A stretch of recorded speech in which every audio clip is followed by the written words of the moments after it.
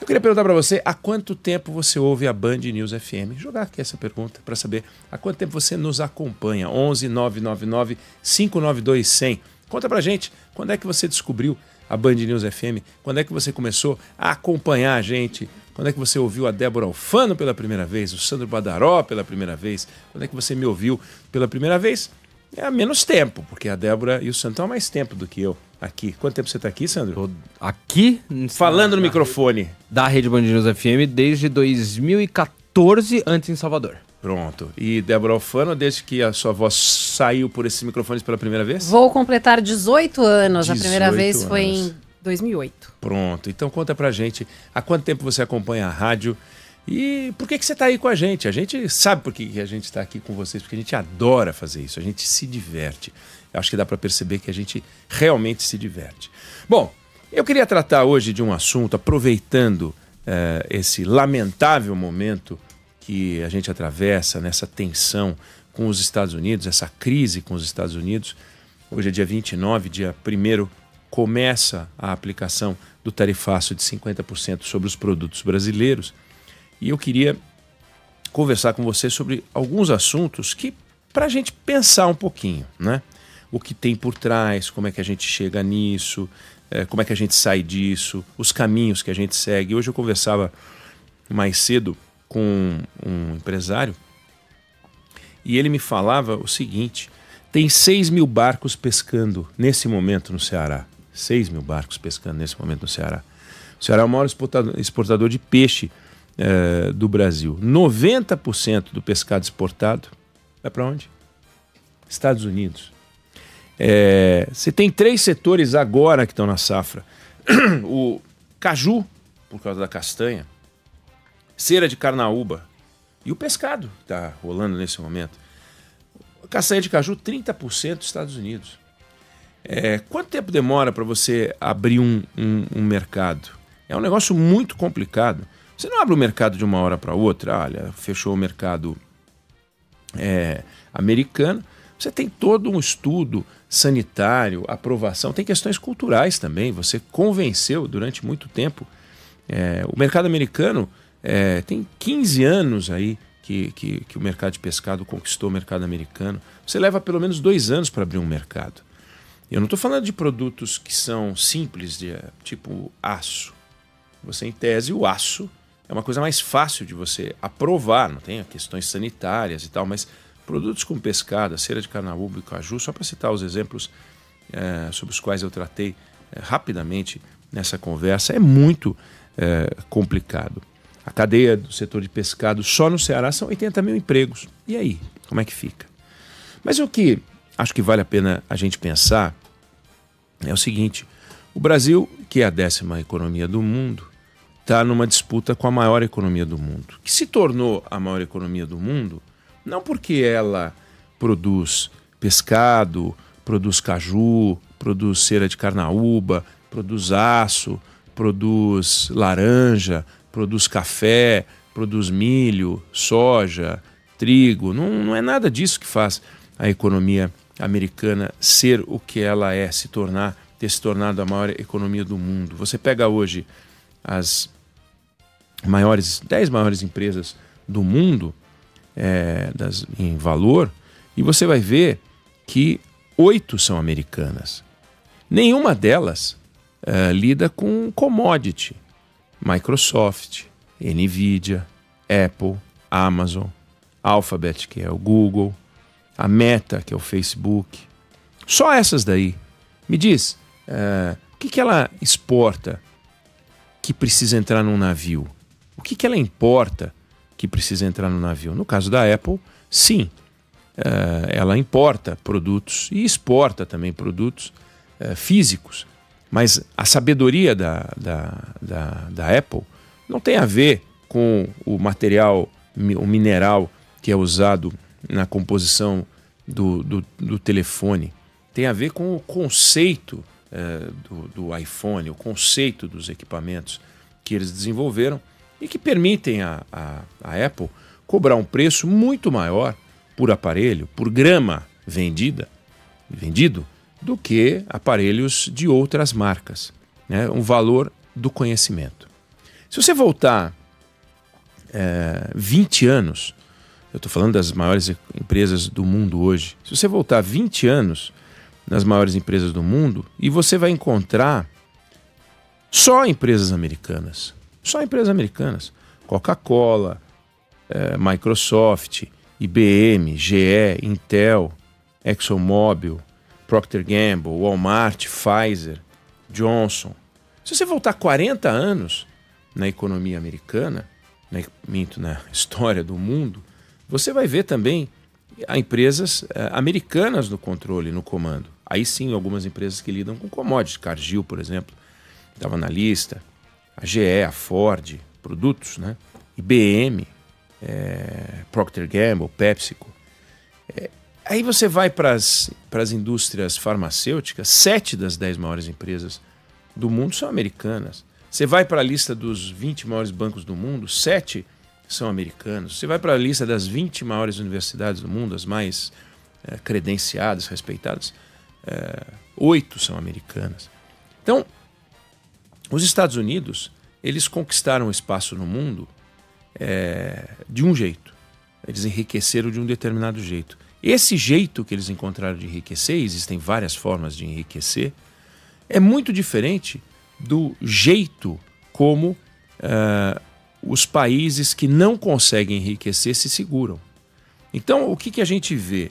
A gente vê que se a gente não investe em soluções estruturais, a gente é obrigado a investir em políticas compensatórias porque você criou uma legião de pessoas desassistidas. Aliás, esse é um dos temas do artigo escrito hoje pelo professor de Harvard, que é brasileiro, ex-ministro da Secretaria de Assuntos Estratégicos no governo Lula, no governo Dilma, que é o Roberto Mangabeira Unger.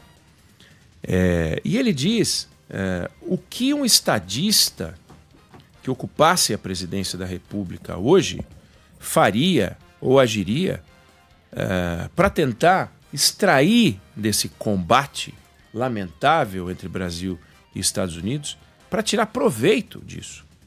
Porque o estadista não é aquele que fala mais grosso, a gente conversou sobre isso ontem. Do contrário, Nelson Gonçalves teria sido presidente da República.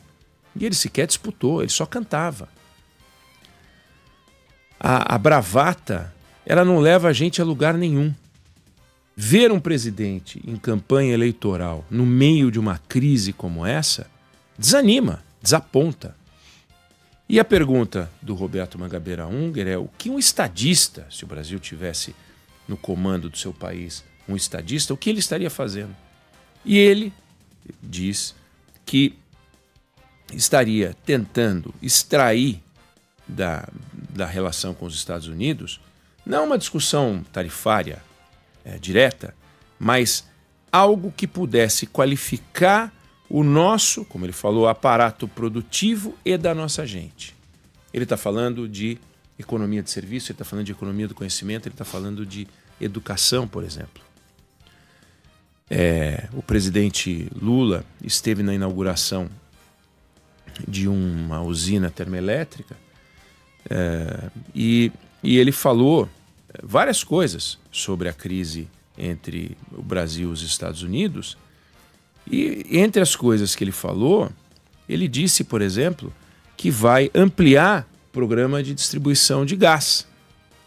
Hoje a gente tem o auxílio gás, vai ter o gás para todos, que vai ser lançado daqui a pouco e que vai para 17 milhões de famílias. Ele falou de programas assistenciais, ele falou de combate à pobreza. Só que o combate à pobreza que é pregado e praticado por esse governo é o desembolso orçamentário para compensar a miséria e a pobreza de um país que não consegue produzir riqueza no volume necessário para realmente enriquecer o povo. Não entregar dinheiro orçamentário para quem não tem nada. Claro que você tem que entregar dinheiro orçamentário para quem não tem nada. Não tem nada. Porque, do contrário, você vai eternamente estar no tal mapa da fome. Então o Brasil saiu do mapa da fome não pelo mérito enriquecimento da sociedade brasileira, mas por uma política de desembolso governamental. E aí, como a gente vai fazer para produzir riqueza, para estar na lista das empresas mais valiosas do mundo, para disputar espaço como a China faz com os Estados Unidos, para disputar espaço como a Coreia faz, para disputar espaço como outros países, países que não têm recurso natural, em alguns casos, e poder disputar um espaço aumentando e produzindo riqueza. Boa parte dos políticos brasileiros não acredita que a produção de riqueza se dá pelo conhecimento. Nesse mesmo evento, o presidente Lula se orgulhou de ter criado várias universidades no Brasil. Quantas universidades brasileiras integram a lista das mais admiradas do mundo? No artigo do professor Roberto Mangabeira Unger, ele fala do atraso das nossas universidades e da dificuldade que a gente tem, por exemplo, para contratar um professor estrangeiro. É praticamente impossível, ele lembra. As universidades são fechadas. Se o Brasil não tem uma universidade de referência mundial, ele disse, enriquecer assim vai ser um caso único na história. E por que isso acontece? Porque é um país tomado por corporações, é um país tomado por esse conceito de que tudo é fechado, tudo é só nosso. No discurso que o presidente fez na inauguração da termoelétrica no Porto do Açu, ele falou sobre as terras raras, os minerais raros e tal, e disse, isso é nosso, vamos explorar nós aqui. O que a gente fará com isso? Como? Como que nós vamos explorar? Está lá. O que a gente faz com isso tudo? Qual é a indústria que vai nascer disso tudo? A indústria que o BNDES vai financiar, tipo indústria naval? E a gente, na força bruta, vai desembolsar dinheiro e recursos públicos que o país não tem para poder financiar uma indústria que a gente não tem e que a gente jamais terá porque não tem condições de competir com outras? O exemplo da Embraer é um exemplo extraordinário, que alguém vai poder dizer, não, mas veja, a Embraer é resultado do esforço do Estado brasileiro. Não, a Embraer é resultado de uma parceria do Estado brasileiro com a iniciativa privada. Num momento que, se a gente fosse reproduzir hoje, seria impossível.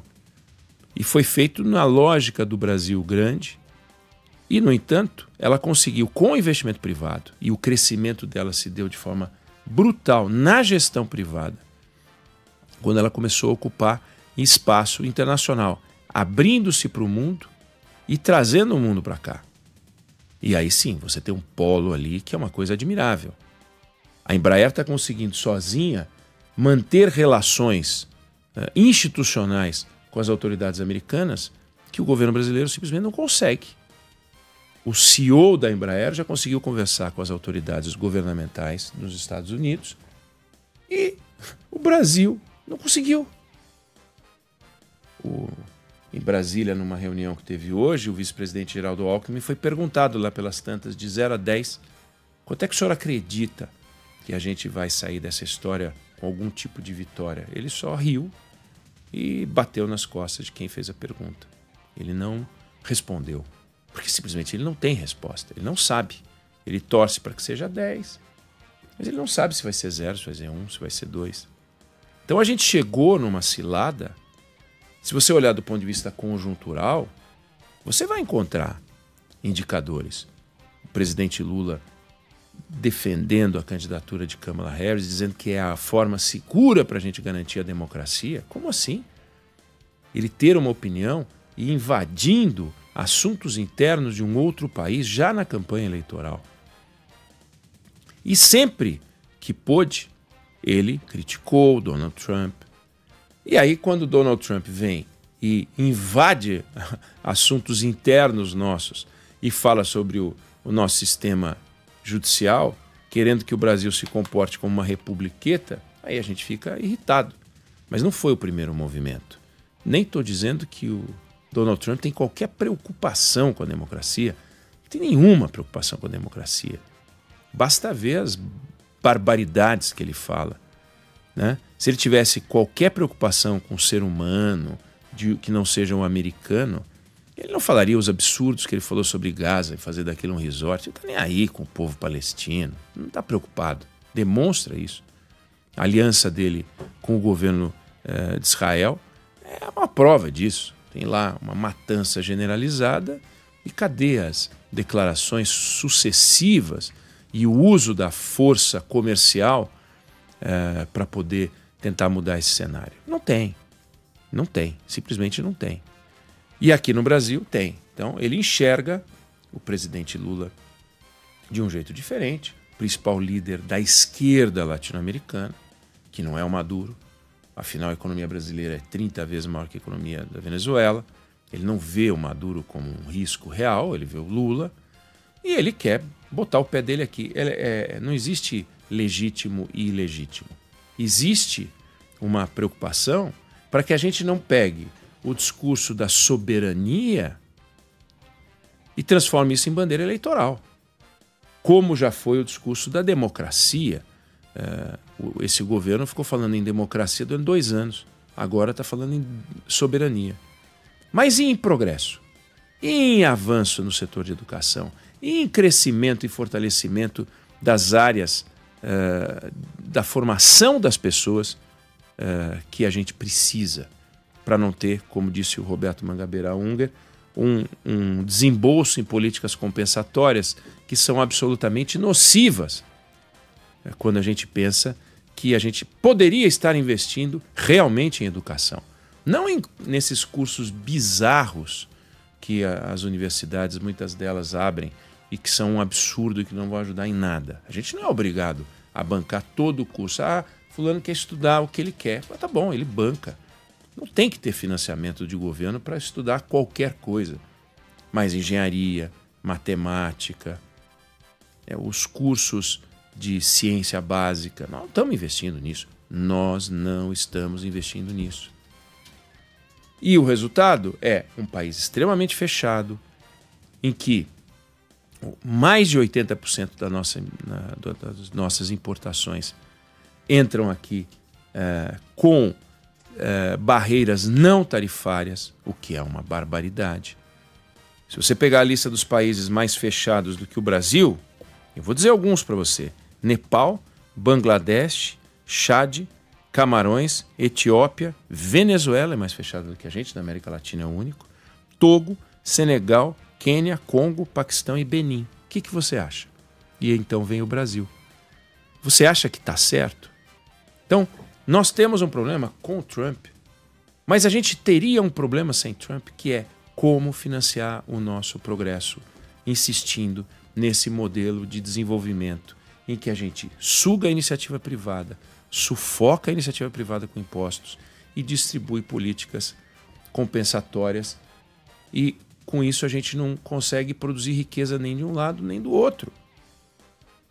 O governo atual veio com esse discurso forte. É o tempo inteiro nesse tema. Muito dinheiro na mão de poucos gera pobreza. Pouco dinheiro na mão de muitos gera riqueza, disse o presidente Lula. E como que ele está fazendo para produzir riqueza? Vai dar gás, isentar imposto de renda para quem ganha até 5 mil. É isso. E deixar com que as pessoas pé de meia, Bolsa Família e outros programas. Todo mundo que recebe um desses programas tem motivo para estar lá?